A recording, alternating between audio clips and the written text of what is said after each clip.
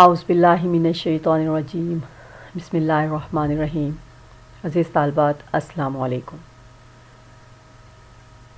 علامہ اقبال کا خصوصی مطالعہ کی کلاس میں آج ہم ڈاکٹر علامہ محمد اقبال کے حالات زندگی، ان کی تصانیف اور ان کے مجموعہ کلام کے بارے میں پڑھیں گے۔ علامہ محمد اقبال 9 نومبر 1877 کو سیالکوٹ میں پیدا ہوئے۔ 21 اپریل 1938 کو 61 سال کی عمر میں لاہور میں وفات پا گئے۔ سیالکوٹ اور لاہور دونوں شہروں میں رہائش پذیر رہے۔ شہریت برطانوی ہند اور جرمن سلطنت۔ ان کے بیٹے ڈاکٹر جاوید اقبال، ان کے والد شیخ نور محمد، ان کی والدہ امام بی، مادر علمی مرے کالج سیالکوٹ، جامعہ Cambridge, Trinity college Cambridge, Munich university, government college university Lahore, جامعہ ہیڈلبرگ، تخصص فیکلٹی آف آرٹس۔ تعلیمی قابلیت ان کی B A, master of arts اور پی ایچ ڈی۔ پیشہ ان کا فلسفی، مصنف، شاعر، ادیب اطفال، سیاستدان، وکیل رہ چکے تھے۔ پیشہ ورانہ زبان اردو، فارسی، جرمن اور عربی تھی۔ ان کے کارہائے نمایاں علم الاقتصاد، فارس میں ماورائے طبیعت کا ارتقاء، تجدید فکریات اسلام، اسرار خودی، رموز بے خودی، پیام مشرق، بانگ درا، زبور عجم، جاوید نامہ، بال جبریل، ضرب کلیم، پس جا بعید کرد ایک اقوام شرق، ارمغان حجاز۔ جن شخصیت سے علامہ محمد اقبال متاثر تھے وہ تھے Tolstoy, Goethe, Gorakh William, Farid rich ہیکل، نتشے، ارسطو، تھامس آرنلڈ، ہنری برگساں، محمد بن عبداللہ، رومی، مجدد الف ثانی، ابو الاعلی مودودی، بازید بسطامی۔ اعزازات جو ان کو نوازے گئے وہ سر کا خطاب اور نائٹ بیچلر۔ ڈاکٹر سر علامہ محمد اقبال 20ویں صدی کے ایک معروف شاعر، مصنف، قانون دان، سیاستدان اور تحریک پاکستان کی اہم ترین شخصیات میں سے ایک تھے۔ اردو اور فارسی میں شاعری کرتے تھے اور یہی ان کی بنیادی وجہ شہرت ہے۔ شاعری میں بنیادی رجحان تصوف اور احیاء امت اسلام کی طرف تھا۔ The reconstruction of religious thought in Islam کے نام سے انگریزی میں ایک نثری کتاب بھی تحریر کی۔ علامہ اقبال کو دور جدید کا صوفی سمجھا جاتا تھا۔ بحیثیت سیاستدان ان کا سب سے نمایاں کارنامہ نظریہ پاکستان کی تشکیل ہے، جو انہوں نے 1930 میں الہ آباد میں مسلم لیگ کے اجلاس کی صدارت کرتے ہوئے پیش کیا۔ یہی نظریہ بعد میں پاکستان کے قیام کی بنیاد بنا۔ اسی وجہ سے علامہ اقبال کو پاکستان کا نظریاتی باپ سمجھا جاتا ہے۔ گو کہ انہوں نے اس نئے ملک کے قیام کو اپنی آنکھوں سے نہیں دیکھا، لیکن انہیں پاکستان کے قومی شاعر کی حیثیت حاصل ہے۔ ان کے والد نے خواب دیکھا تھا، لکودک میدان ہے، ایک سفید کبوتر براق فضا میں چکر لگا رہا ہے، کبھی اتنا نیچے اتر آتا ہے کہ بس اب زمین کی قسمت جاگی، اور کبھی ایسی اونچائی پکڑتا ہے کہ تارا بن کر آسمان سے جڑ گیا۔ ادھر بہت سے لوگ ہاتھ اٹھا کر اسے پکڑنے کی کوشش کر رہے ہیں، سب کے سب دیوانے ہو رہے ہیں، مگر وہ کسی کے ہاتھ نہیں آتا۔ کچھ وقت گزرا تو اچانک اس نے غوطہ لگایا اور میری جھولی میں آن گرا۔ آسمان سے زمین تک ایک کوس بن گئی۔ یہ شیخ نور محمد جب انہوں نے یہ خواب دیکھ کر اٹھے تو اپنے دل کو اس یقین سے بھرا ہوا پایا کہ خدا انہیں ایک بیٹا عطا کرے گا جو دین اسلام میں بڑا نام پیدا کرے گا۔ علامہ محمد اقبال کے والد شیخ نور محمد کشمیر کے سپر برہمنوں کی نسل سے تھے۔ غازی اورنگزیب عالمگیر کے عہد میں ان کے ایک جد نے اسلام قبول کیا۔ اقبال کے آباء و اجداد 18ویں صدی کے آخر یا 19ویں صدی کے اوائل میں کشمیر پہنچے، کشمیر سے ہجرت کر کے سیالکوٹ آئے اور محلہ کھیتیاں میں آباد ہوئے۔ ہر پشت میں ایک نہ ایک ایسا ضرور ہوا جس نے فقط دل سے راہ لی۔ یہ بھی انہی صاحب دلوں میں سے تھے۔ بزرگوں نے کشمیر چھوڑا تو سیالکوٹ میں آ بسے۔ شیخ نور محمد کے والد شیخ محمد رفیق نے محلہ کھٹیاں کا میں ایک مکان آباد کیا، کشمیری لوئیوں اور دھوسوں کی فروخت کا کاروبار شروع کیا۔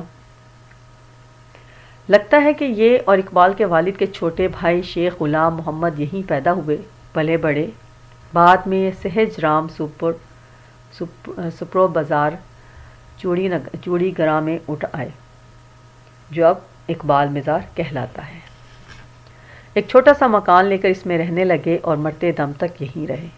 اقبال کے دادا سہج رام سپرو کی وفات کے بعد شیخ نور محمد نے اس سے ملحق ایک 2 منزلہ مکان اور 2 دکانیں خرید کر مکانیت کو بڑھا لیا۔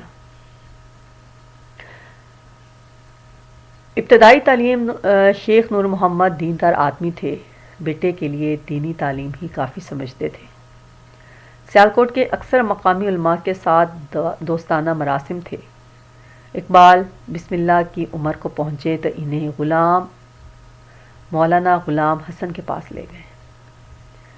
مولانا ابو عبداللہ غلام حسن محلہ شوالہ کی مسجد میں درس دیا کرتے تھے۔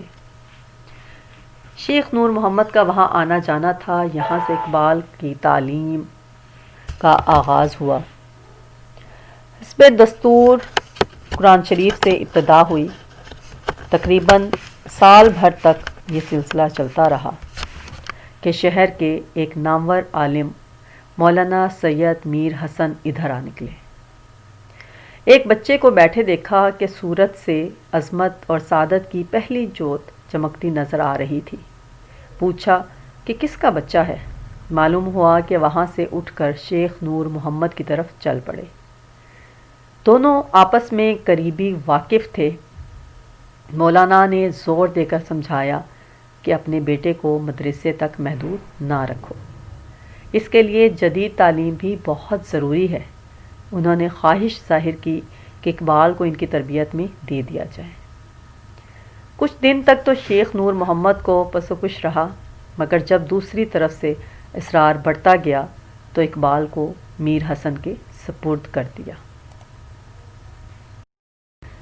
ان کا مکتب شیخ نور محمد کے گھر کے قریب ہی کوچہ میر حسام الدین میں تھا۔ یہاں اقبال نے اردو، فارسی اور عربی ادب پڑھنا شروع کیا۔ 3 سال گزر گئے۔ اس دوران میں سید میر حسن نے اسکاچ مشن اسکول میں بھی پڑھانا شروع کر دیا۔ اقبال بھی وہیں داخل ہو گئے، مگر پرانے معمولات اپنی جگہ رہے۔ اسکول سے آتے تو استاد کی خدمت میں پہنچ جاتے۔ میر حسن ان عظیم استادوں کی یادگار تھے جن کے لیے زندگی کا بس ایک مقصد ہوا کرتا تھا، پڑھنا اور پڑھانا۔ لیکن یہ پڑھنا اور پڑھانا نیری کتاب خوانی کا نام نہیں۔ اس اچھے زمانے میں استاد مرشد ہوا کرتے تھے۔ میر حسن بھی یہی کیا کرتے تھے۔ تمام اسلامی علوم سے آگاہ تھے۔ جدید علوم پر بھی اچھی نظر تھی۔ اس کے علاوہ ادبیات، معقولات، لسانیات اور ریاضیات میں بھی مہارت رکھتے تھے۔ شاگردوں کو پڑھاتے وقت ادبی رنگ اختیار کرتے تھے تاکہ علم فقط حافظے میں بند ہو کر نہ رہ جائے بلکہ طرز احساس بن جائے۔ عربی، فارسی، اردو اور پنجابی کے ہزاروں شعر ازبر تھے۔ ایک شعر کو کھولنا ہوتا تو 20 مترادف اشعار سنا ڈالتے۔ مولانا کی تدریسی مصروفیات بہت زیادہ تھیں مگر مطالعے کا معمول قضا نہیں کرتے تھے۔ قرآن کے حافظ بھی تھے اور عاشق بھی۔ شاگردوں میں شاہ صاحب کہلاتے تھے۔ انسانی تعلق کا بہت پاس تھا۔ حد درجہ شفیق، سادہ، قانع، متین، منکسر المزاج اور خوش طبع بزرگ تھے۔ روزانہ کا معمول تھا کہ فجر کی نماز پڑھ کر قبرستان جاتے، عزیزوں اور دوستوں کی قبروں کو پر فاتحہ پڑھتے، فارغ ہوتے تو شاگردوں کو منتظر پاتے۔ واپسی کا راستہ سبق سننے اور دینے میں کٹ جاتا۔ یہ سلسلہ گھر پہنچ کر بھی جاری رہتا، یہاں تک کہ اسکول کو چل پڑتے۔ شاگرد ساتھ لگے رہتے، دن بھر اسکول میں پڑھاتے، شام کو شاگردوں کو لیے ہوئے گھر آتے، پھر رات تک درس چلتا رہتا۔ اقبال کو بہت عزیز رکھتے تھے، خود وہ بھی استاد پر فدا تھے۔ اقبال کی شخصیت کی مجموعی تشکیل میں جو عناصر بنیادی طور پر کار فرما نظر آتے ہیں، ان میں سے بیشتر شاہ صاحب کی صحبت اور تعلیم کا کرشمہ ہے۔ سید میر حسن سر سید کے بڑے قائل تھے۔ علی گڑھ تحریک کو مسلمانوں کے لیے مفید سمجھتے تھے۔ ان کے زیر اثر اقبال کے دل میں بھی سر سید کی محبت پیدا ہو گئی، جو بعض اختلافات کے باوجود آخر دم تک قائم رہی۔ مسلمانوں کی خیر خواہی کا جذبہ تو خیر اقبال کے گھر کی چیز تھی، مگر میر حسن کی تربیت نے اس جذبے کو ایک علمی اور عملی سمت دی۔ اقبال سمجھ بوجھ اور ذہانت میں اپنی ہم عمر بچوں سے کہیں آگے تھے۔ بچپن ہی سے ان کے اندر وہ انہماک اور استغراق موجود تھا جو بڑے لوگوں میں پایا جاتا تھا، مگر وہ کتاب کے کیڑے نہیں تھے۔ کتاب کی لت پڑ جائے تو آدمی محض ایک دماغی وجود بن جاتا ہے۔ زندگی اور اس کے بیچ فاصلہ پیدا ہو جاتا ہے۔ زندگی کے حقائق اور تجربات بس دماغ میں منجمد ہو کر رہ جاتے ہیں، خون گرم کا حصہ نہیں بنتے۔ انہیں کھیل کود کا بھی شوق تھا، بچوں کی طرح شوخیاں بھی کرتے تھے، حاضر جواب بھی بہت تھے۔ شیخ نور محمد یہ سب دیکھتے مگر منع نہ کرتے۔ جانتے تھے کہ اس طرح چیزوں کے ساتھ اپنائیت اور بے تکلفی پیدا ہو جاتی ہے جو بے حد ضروری اور مفید ہے۔ غرض اقبال کا بچپن ایک فطری کشادگی اور بے ساختگی کے ساتھ گزرا۔ قدرت نے انہیں صوفی باپ اور عالم استاد عطا کیا جس سے ان کا دل اور عقل یکسو ہو گئے، دونوں کا ہدف ایک ہو گیا۔ یہ جو اقبال کے یہاں حس اور فکر کی نادر یکجائی نظر آتی ہے، اس کے پیچھے یہی چیز کار فرما ہے۔ باپ کے قلبی فیضان نے جن حقائق کو اجمالاً محسوس کروایا تھا، استاد کی تعلیم سے تفصیلاً معلوم بھی ہو گئے۔ 16 برس کی عمر میں اقبال نے میٹرک کا امتحان پاس کیا، فرسٹ ڈویژن آئی اور تمغہ اور وظیفہ ملا۔ اسکاچ مشن اسکول میں انٹرمیڈیٹ کی کلاسز بھی شروع ہو چکی تھیں، لہٰذا اقبال کو ایف اے کے لیے کہیں اور نہیں جانا پڑا، وہیں رہے۔ یہ وہ زمانہ تھا جب ان کی شاعری کا باقاعدہ آغاز ہوتا ہے۔ یوں تو شعر و شاعری سے ان کی مناسبت بچپن ہی سے ظاہر تھی، کبھی کبھی خود بھی شعر موضوع کر لیا کرتے تھے، مگر اس بارے میں سنجیدہ نہیں تھے، نہ کسی کو سناتے نہ محفوظ رکھتے، لکھتے اور پھاڑ کر پھینک دیتے۔ لیکن اب شعر گوئی ان کے لیے فقط ایک مشغلہ نہ رہی تھی بلکہ روح کا تقاضا بن چکی تھی۔ اس وقت پورا برصغیر داغ کے نام سے گونج رہا تھا، خصوصاً اردو زبان پر ان کی معجزانہ گرفت کا ہر کسی کو اعتراف تھا۔ اقبال کو یہی گرفت درکار تھی۔ شاگردگی کے درخواست لکھ بھیجی، جو قبول کر لی گئی۔ مگر اصلاح کا یہ سلسلہ زیادہ دیر جاری نہ رہ سکا۔ داغ جگت استاد تھے۔ متحدہ ہندوستان میں اردو شاعری کے جتنے بھی روپ تھے، ان کی تراش خراش میں داغ کا قلم سب سے آگے تھا۔ لیکن یہ رنگ ان کے لیے بھی نیا تھا۔ گو اس وقت تک اقبال کے کلام کی امتیازی خصوصیات ظاہر نہیں ہوئی تھیں، مگر داغ اپنی بے مثال بصیرت سے بھانپ گئے کہ اس ہیرے کو تراشا نہیں جا سکتا۔ یہ کہہ کر فارغ کر دیا کہ اصلاح کی گنجائش نہ ہونے کے برابر ہے۔ مگر اقبال اس مختصر سی شاگردگی پر بھی ہمیشہ نازا رہے۔ کچھ یہی حال داغ کا بھی رہا۔ اعلیٰ تعلیم کے لیے 6 مئی 1893 میں اقبال نے میٹرک کیا اور 1895 میں اقبال نے ایف اے کیا اور مزید تعلیم کے لیے لاہور آ گئے۔ یہاں گورنمنٹ کالج میں بی اے کی کلاس میں داخلہ لیا اور ہاسٹل میں رہنے لگے۔ اپنے لیے انگریزی، فلسفہ اور عربی کے مضامین منتخب کیے۔ انگریزی اور فلسفہ میں گورنمنٹ کالج میں پڑھتے اور عربی پڑھنے اور اورینٹل کالج جاتے، جہاں مولانا فیض الحسن سہارنپوری ایسے بے مثال استاد تھے، تشریف رکھتے تھے۔ اس وقت تک oriental college Lahore government college ہی کی عمارت کے ایک حصے میں قائم تھا اور دونوں کالجوں کے درمیان بعض مضامین کے سلسلے میں باہمی تعاون اور اشتراک کا سلسلہ جاری تھا۔ 1898 میں اقبال نے بی اے پاس کیا اور ایم اے فلسفہ میں داخلہ لیا۔ یہاں پروفیسر ٹی ڈبلیو آرنلڈ کا تعلق میسر آیا، جنہوں نے آگے چل کر اقبال کی علمی اور فکری زندگی کا ایک حتمی رخ متعین کیا۔ مارچ 1899 میں 99 میں ایم اے کا امتحان پاس کیا اور پنجاب بھر میں اول آئے۔ اس دوران شاعری کا سلسلہ بھی چلتا رہا، مگر مشاعروں میں نہ جاتے۔ نومبر 1899 کی ایک شام کچھ بے تکلف ہم جماعت انہیں حکیم امین الدین کے مقام پر ایک محفل مشاعرہ میں کھینچ لے گئے، جہاں بڑے بڑے سکہ بند اساتذہ شاگردوں کی ایک کثیر تعداد سمیت شریک تھے۔ سننے والوں کا بھی ایک ہجوم تھا۔ اقبال چونکہ بالکل نئے تھے، اس لیے ان کا نام مبتدیوں کے دور میں پکارا گیا۔ غزل پڑھنی شروع کی۔ جب اس شعر پر پہنچے کہ موتی سمجھ کے شان کریمی نے چن لیے، موتی سمجھ کے شان کریمی نے چن لیے، قطرے جو تھے میرے ارکے انفال کے، تو اچھے اچھے استاد اچھل پڑے، بے اختیار ہو کر داد دینے لگے۔ یہاں سے اقبال کی بحیثیت شاعر شہرت کا آغاز ہوا۔ مشاعروں میں بلا اصرار بلائے جانے لگے۔ اسی زمانہ میں انجمن حمایت اسلام سے تعلق پیدا ہوا، جو آخر تک قائم رہا۔ اس کے ملی اور رفاہی جلسوں میں اپنا کلام سناتے اور لوگوں میں ایک سماں بن جاتے۔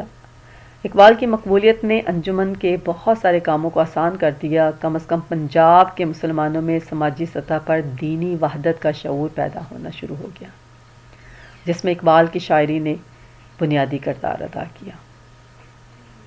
ایم اے پاس کرنے کے بعد اقبال 13 مئی 1899 کو اورینٹل کالج میں میکلوڈ عربک ریڈار کی حیثیت سے متعین ہو گئے۔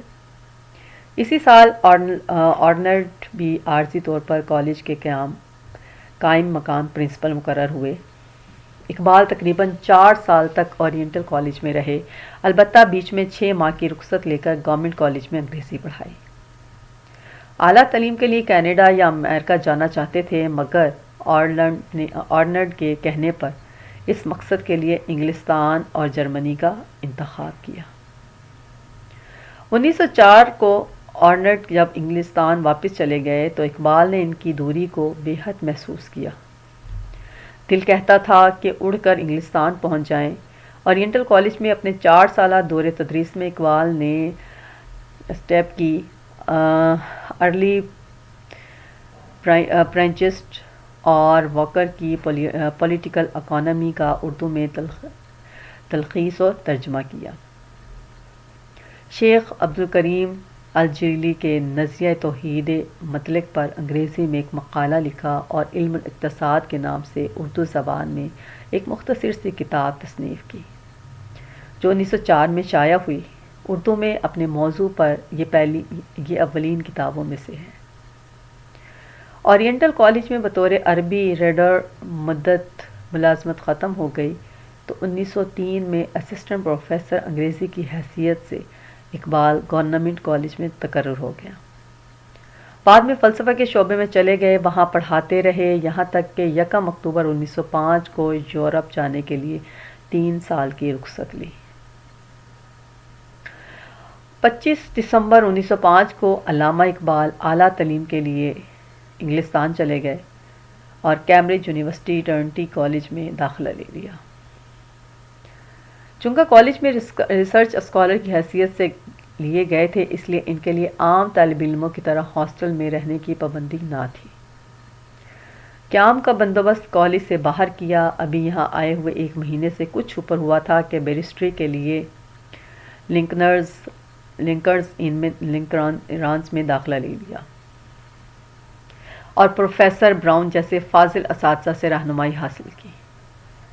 بعد میں آپ جرمنی چلے گئے جہاں میونخ یونیورسٹی سے آپ نے فلسفہ میں PhD کی ڈگری حاصل کی۔ سر عبد القادر بھی یہیں تھے۔ اسی زمانہ میں کیمبرج کے استادوں میں Whitehead, McTaggart, Ward Browne اور نکلسن جیسی نادر روزگار اور شہر آفاق ہستیاں بھی شامل تھیں۔ میک ٹریکٹر اور نکلسن کے ساتھ اقبال کا قریبی ربط ضبط تھا، بلکہ نکلسن کے ساتھ تو برابر کی دوستی اور بے تکلفی پیدا ہو گئی تھی۔ البتہ میک ٹریگرٹ کی جلالت علمی کے ساتھ ان کی عمر بھی تھی۔ وہ اقبال سے خاصے بڑے تھے، جبکہ نکلسن کے ساتھ سن کا کوئی ایسا تفاوت نہ تھا۔ میک ٹریگرٹ ٹرنٹی کالج میں کانٹ اور ہیگل کا فلسفہ پڑھاتے تھے، خود بھی انگلستان کے بڑے فلسفیوں میں گنے جاتے تھے۔ براؤن اور نکلسن عربی اور فارسی زبانوں کے ماہر تھے۔ آگے چل کر نکلسن نے اقبال کی فارسی مثنوی اسرار خودی کا انگریزی ترجمہ بھی کیا، جو اگرچہ اقبال کو پوری طرح پسند نہیں آیا، مگر اس کی وجہ سے انگریزی خواہ یورپ کے شعری اور فکری حلقوں میں اقبال کے نام اور کام کا جزوی سا تعارف ضرور ہو گیا۔ انگلستان سے آنے کے بعد بھی اقبال کی میک ٹریگرٹ اور نکلسن سے خط و کتابت جاری رہی۔ آرنلڈ جو کیمبرج میں نہیں تھے، لندن یونیورسٹی میں عربی پڑھاتے تھے، لیکن اقبال بڑی باقاعدگی سے ان سے ملنے جایا کرتے تھے۔ ہر معاملے میں ان کا مشورہ لے کر ہی کوئی قدم اٹھاتے۔ انہی کے کہنے پر میونخ یونیورسٹی میں PhD کے لیے رجسٹریشن کروایا۔ کیمبرج سے BA کرنے کے بعد جولائی 1907 کو ہائیڈلبرگ چلے گئے تاکہ جرمن زبان سیکھ کر میونخ یونیورسٹی سے اپنے تحقیقی مقالہ کے بارے میں اس زبانی امتحان کی تیاری ہو جائے جو اسی زبان میں ہوتا تھا۔ یہاں 4 ماہ گزارے۔ ایران میں مابعد الطبیعیات کا ارتقاء کے عنوان سے اپنا تحقیقی مقالہ پہلے ہی داخل کروا چکے تھے۔ ایک زبانی امتحان کا مرحلہ ابھی رہتا تھا، اس سے بھی سرخروئی کے ساتھ گزر گئے۔ 4 نومبر 1907 کو میونخ یونیورسٹی نے ڈاکٹریٹ کی ڈگری دے دی۔ 1908 میں یہ مقالہ پہلی بار لندن سے شائع ہوا۔ انتصاب آرنلڈ کے نام تھا۔ ڈاکٹریٹ ملتے ہی لندن واپس چلے آئے۔ بیرسٹری کے بعد فائنل امتحانوں کی تیاری شروع کر دی۔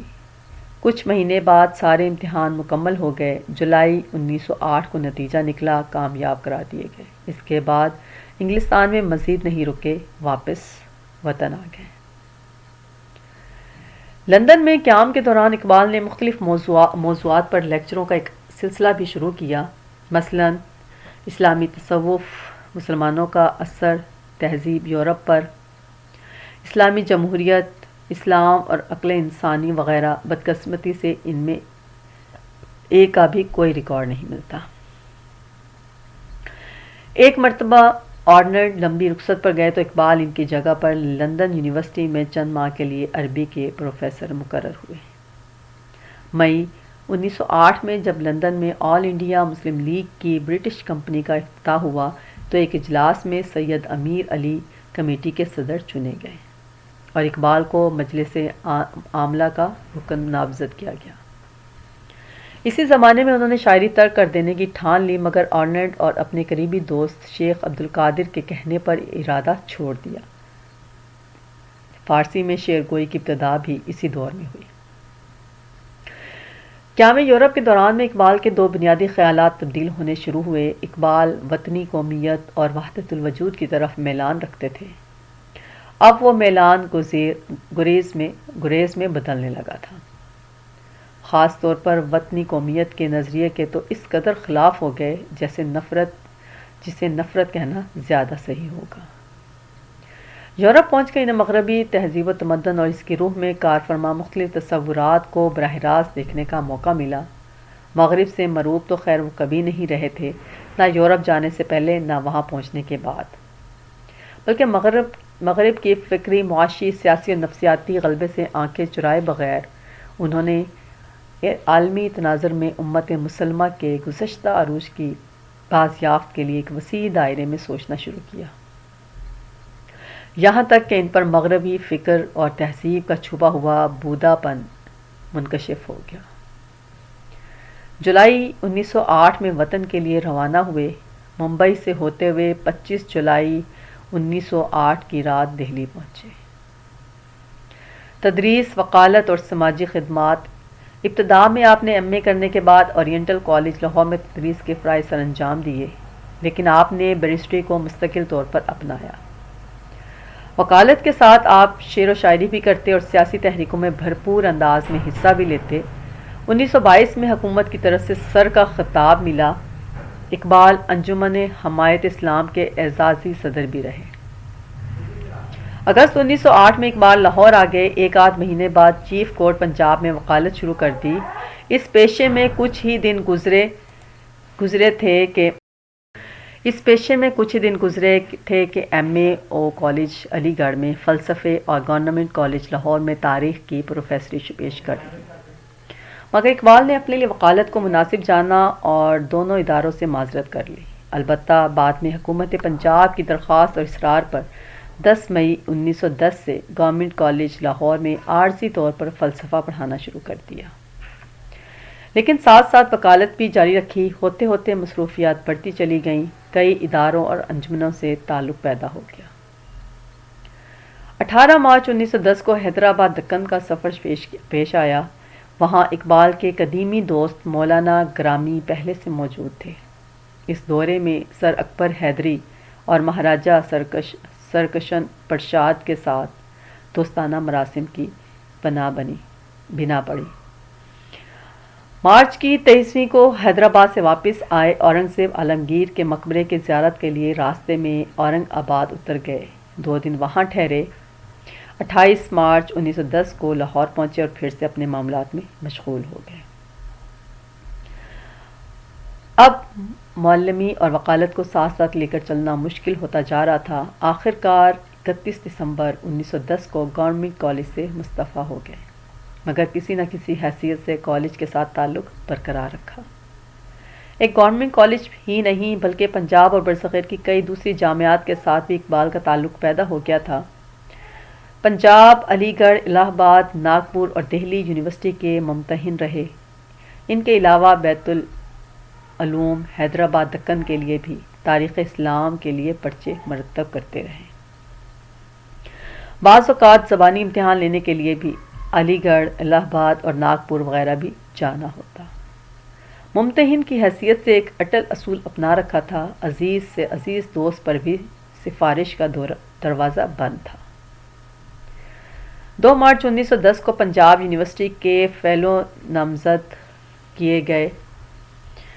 لالا رام پرساد پروفیسر تاریخ گورنمنٹ کالج لاہور کے ساتھ مل کر نصاب کی ایک کتاب تاریخ ہند مرتب کی جو 1913 کو چھپ کر آئی. آگے چل کر مختلف اوقات میں oriental and arts faculty senate اور سنڈیکیٹس کے ارکان بھی رہے. 1919 میں اورینٹل فیکلٹی کے ڈین بنائے گئے. 1923 میں یونیورسٹی کی تعلیمی کونسل کے رکنیت ملی. اسی سال پروفیسر شپ کمیٹی میں بھی لیے گئے. اپنی بے پناہ مصروفیات سے مجبور ہو کر تعلیمی کونسل سے استعفیٰ دیا گیا، مگر یونیورسٹی کے وائس چانسلر سر جان مینارڈ نے انہیں جانے نہ دیا. اس طرف سے اتنا اصرار ہوا کہ مروتاً استعفیٰ واپس لے لیا گیا. اس دوران میں پنجاب ٹیکسٹ بک کمیٹی کے بھی رکن رہے. میٹرک کے طلباء کے لیے فارسی کی ایک نصابی کتاب آئینہ عجم مرتب کی جو 1927 میں شائع ہوئی. غرض پنجاب یونیورسٹی سے اقبال عملاً 1932 سے تک متعلق رہے. 20ویں صدی کے عشرۂ اول میں پنجاب کی مسلم آبادی ایک ٹھہراؤ میں مبتلا تھی. کہنے کو مسلمانوں کے اندر دو سیاسی دھڑے موجود تھے، مگر دونوں مسلمانوں کے حقیقی تہذیبی، سیاسی اور معاشی مسائل سے بیگانہ تھے. ان میں سے ایک کی قیادت سر محمد شفیع کے ہاتھ میں تھی اور دوسرا سر فضل حسین بھی اپنے اپنے حمایتوں کو لے کر پہنچے. طے پایا کہ پنجاب میں صوبائی مسلم لیگ قائم کی جائے. اس فیصلے پر فوری عمل ہوا. میاں شاہ دین صدر بنائے گئے اور سر محمد شفیع سیکرٹری جنرل. یہ ان کے سیاسی کیریئر کی مکمل تفصیلات ہے جو آپ کے نصاب میں اتنی خاص اس کی ضرورت محسوس نہیں کی جا سکتی. مزید ان کی جو ہے حالات زندگی آپ کو میری اسکرین پر نظر آ رہی ہیں. اس کا لنک بھی میں آپ کو یہاں نیچے لنک باکس میں شیئر کر دوں گی. اگر کوئی طلبہ اس کو بہت ڈیٹیل میں بہت تفصیل کے ساتھ اس کے یہ تمام واقعات پڑھنا چاہتے ہیں وہ اس لنک کے ذریعے یہاں تک پہنچ سکتے ہیں، اس معلومات کو لے سکتے ہیں. مختصراً اب ہم جو ہے اقبال اور رومی کے حوالے سے پڑھتے ہیں. علامہ اقبال مولانا رومی کو اپنا روحانی استاد مانتے تھے اور انہیں پیر رومی کے نام سے یاد کرتے تھے. جنوبی ایشیا کے اردو اور ہندی بولنے والے لوگ محمد اقبال کو شاعر مشرق کے طور پر جانتے ہیں. محمد اقبال حساس دل اور دماغ کے مالک تھے. آپ کی شاعری زندہ شاعری ہے جو ہمیشہ برصغیر کے مسلمانوں کے لیے مشعل راہ بنی رہے. یہی وجہ ہے کہ کلام اقبال دنیا کے ہر حصے میں پڑھا جاتا ہے اور مسلمانان برصغیر اسے بڑی عقیدت کے ساتھ زیر مطالعہ رکھتے اور ان کے فلسفے کو سمجھتے ہیں.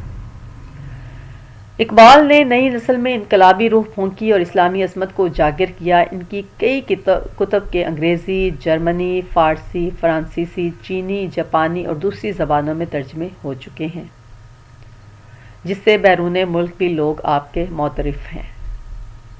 بلا مبالغہ علامہ اقبال ایک عظیم مفکر مانے جاتے ہیں. ان کی شاعری کے چند اشعار: لب پہ آتی ہے دعا بن کے تمنا میری، زندگی شمع کی صورت ہو، دور دنیا کا میرے دم سے اندھیرا ہو جائے، ہر جگہ میرے چمکنے سے اجالا ہو جائے. ان کی تصانیف: نثر کی کتاب علم الاقتصاد جو 1903 میں شائع ہوئی. فارسی شاعری ان کی جو فارسی شاعری کے جو مجموعے ہیں: اسرار خودی 1915، رموز بے خودی 1917، پیام مشرق 1923، زبور عجم 1917، جاوید نامہ 1932، مسافر 1936، پس جا بعید کرد اے اقوام شرق 1931۔ اردو شاعری کے ان کے مجموعہ کلام بانگ درا 1924، بال جبرائیل 1934، ضرب کلیم 1936۔ فارسی اور اردو شاعری کا مجموعہ ان کا ارمغان حجاز 1938۔ انگریزی تصانیف ان کی فارس میں ماورائے طبیعت کا ارتقاء 1908، اسلام میں مذہبی افکار کی تعمیر نو 1930۔ اقبال کی نظموں کا فنی فکری تجزیہ یہ مختلف نظمیں ہیں جیسے کہ شکوہ، جواب شکوہ، خضر راہ، والدہ مرحومہ کی یاد میں۔ ان کے تصورات اور کچھ نظریات ہیں جیسے کہ ان کا نظریہ خودی، عقل و عشق، مرد مومن، وطنیت اور قومیت، اقبال کا تصور تعلیم، اقبال کا تصور عورت، اقبال اور مغربی تہذیب، اقبال کا تصور ابلیس،